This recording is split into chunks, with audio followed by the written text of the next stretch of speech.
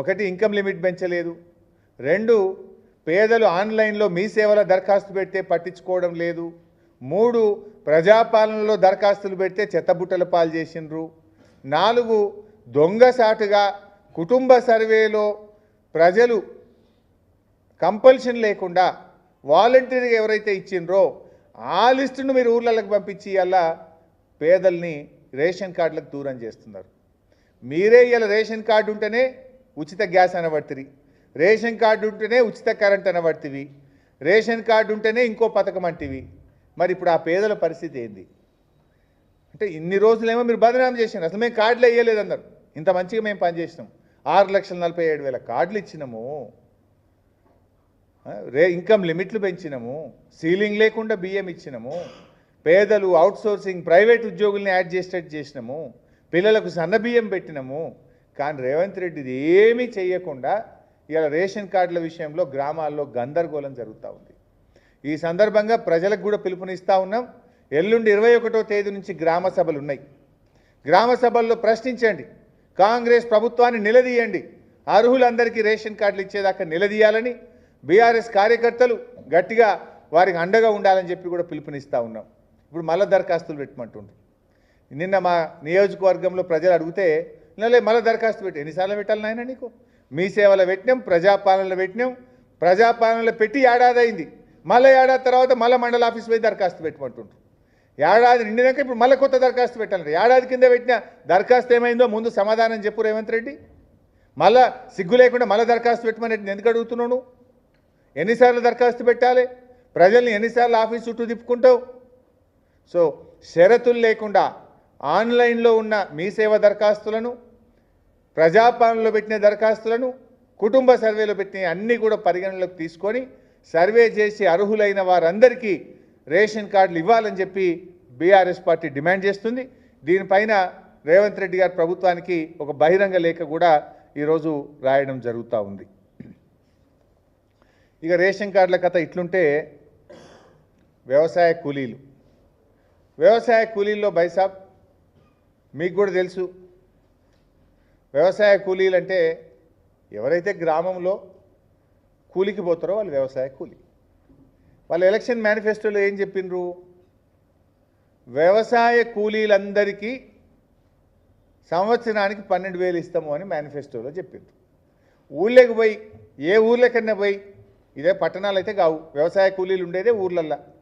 అరే మీ ఊళ్ళో కూలికి పోయేటోళ్ళు ఎవరరా తమ్మి అంటే చెప్పరా? ఇప్పుడు దానికి ఏం చేసిండ్రు? గ్రామ ప్రజలకు సంబంధమే లేదు, గ్రామంలో దరఖాస్తే తీసుకోలేదు. హైదరాబాద్లో పంచాయతీరాజ్ కమిషనర్ ఆఫీస్కి వెళ్ళి ఉపాధి హామీలో ఎందరు పనిచేస్తారో లిస్టు తెప్పించుకున్నారు. ఎంతమంది పనిచేస్తారు ఉపాధి హామీలు అంటే ఈ రాష్ట్రంలో 52 లక్షల కార్డులు, 1,04,00,000 మంది కూలీలు ఉన్నారు. 1,04,00,000 మంది కూలీలు ఉన్నారు ఈ రాష్ట్రంలో. దానికి ఏం పెట్టిండ్రు? కంప్యూటర్ల 20 రోజులు పనిచేసిన వాళ్ళు ఎందరో చెప్పుండ్రి అని కంప్యూటర్ని అడిగితే ఈ 1,04,00,000లో ఓ 25 లక్షల మంది 20 పని దినాలు పూర్తి చేసిండ్రు అని చెప్పిండ్రు. ఆ 25 లక్షలను ఏం చేసిండ్రు? ధరణి కంప్యూటర్ సిస్టంలో పెట్టి ఇలా భూమి లేని వాళ్ళని మొత్తం ఒక గుంట భూమి ఉన్న, 5 గుంటలున్నా, 2 గుంటలున్నా, 3 గుంటలున్నా తీసేయమని కంప్యూటర్లో పెడితే అది 6 లక్షల మందిని ఇచ్చింది. 1,00,000 మంది వ్యవసాయ కూలీలు ఉంటే ఈ రాష్ట్రంలో 6 లక్షల మందికి మాత్రమే ఇందిరమ్మ ఆత్మీయ భరోసా ఇస్తున్నారు. ఆ లిస్టు హైదరాబాద్లో సెక్రటరియట్లో కంప్యూటర్లో జనరేట్ చేసి పల్లెటూర్లకు పంపిండ్రు. అది పట్టుకొని ఊర్లకు పోతే ఆఫీసర్ల మీద పడుతున్నారు ప్రజలు. వ్యవసాయ కూలీల్ని నిర్ణయించాల్సింది ఎక్కడా? గ్రామంలో, గ్రామ సభలో నిర్ణయించు, రచ్చబండ దగ్గర నిర్ణయించు, గ్రామ ప్రజల్లో ఎవరు కూలికి పోతున్నారో అడిగి మీరు నిర్ణయించండి. కానీ కంప్యూటర్లో మీరు ఉపాధి హామీ కూలీలను తీసుకొని అలా 20 పని దినాలు పెట్టి గుంట భూమి ఉన్నోడిని కూడా తీసేస్తా అంటే అది 1,00,000 మందికి వెళ్ళి 6 లక్షల మందికి వచ్చింది. అంటే నువ్వు ఇచ్చేది 6 పైసలు, ఎగబెట్టేది 94 పైసలు. 94% మందికి ఎగబెడుతున్నావు. 6 పైసలకి ఇచ్చిగా నేను పథకం అమలు చేసిన అంటే నువ్వు పేదలకు మేలు చేస్తున్నట్ట, మోసం చేస్తున్నట్ట? ఇప్పుడు ఈ ఉపాధి హామీలో ఇంకోటి ఉంటుంది బైసాబ్, 60 ఏళ్ళు దాటితే ఈజీఎస్ కార్డు ఉండదు.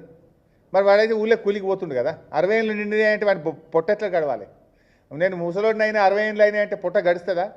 నాట్లేస్తేందుకు నాట్లకు పోతారు, ఏ దుక్కి దున్నడానికి పోతారు, రకరకాల వ్యవసాయ పనులకు పోతుంటారు. ఇప్పుడు ఆ ఈజీఎస్ కార్డు లేదు కనుక నువ్వు వ్యవసాయ కూలీవి కాదు, నీకు ఇయ్యం. నువ్వు మట్టి పనికి పోతలే, ఊళ్ళో 20 రోజులు తక్కువ పోయినావు, నీకు ఇయ్యం. వారికి రోగం వచ్చే, జ్వరం వచ్చే, నొప్పి వచ్చే పోకపోవచ్చు. కొంతమంది ఉపాధి హామీ పనికి పోరు, వ్యవసాయ పనులకే ఎక్కువ పోతుంటారు. జనరల్గా వ్యవసాయ పనులలో 600, 700 కూడా ఇస్తున్నారు, ఇవాళ రేపు 500 కూడా ఇస్తున్నారు. ఈజీఎస్ పోతే 300 అంటారు, కానీ వచ్చేది 150, 200 వస్తున్నది. నువ్వు ఈజీఎస్కు పోలేదు కనుక, నువ్వు వ్యవసాయ కూలికి పోయినావు కనుక నీకు ఇయ్యమంటే ఎట్లను? ఈజీఎస్ అని నిబంధన ఎక్కడిది? Why are you linking with EGS? నువ్వు ఊళ్ళోకి పోయి ఆయన కూలికి పోయిండా లేదా, వ్యవసాయ కూలా కాదా చెక్ చేయి. నువ్వు అసలు గ్రామంలో చర్చ లేదు, గ్రామంలో పరిశీలన లేదు, సెక్రటరియట్లో తయారు చేసిండ్రు. వ్యవసాయ కూలీల లిస్ట్ ఎక్కడ తయారు కావాలి? గ్రామంలో తయారు కావాలి. కానీ మీరు హైదరాబాద్లో కూర్చొని సెక్రటరియట్లో కంప్యూటర్లో తయారు చేసిండ్రు. ఉపాధి హామీ కూలీల లిస్టు తీసుకొని అందులో 20 రోజులు పనిచేసిన వాళ్ళని తీసుకొని గుంట భూమి ఉన్నోడిని తీసేసి 1 కోటి మందిని 6 లక్షలకు తెచ్చిండ్రు. ఇది పూర్తిగా పేదల నోరు కొట్టడం.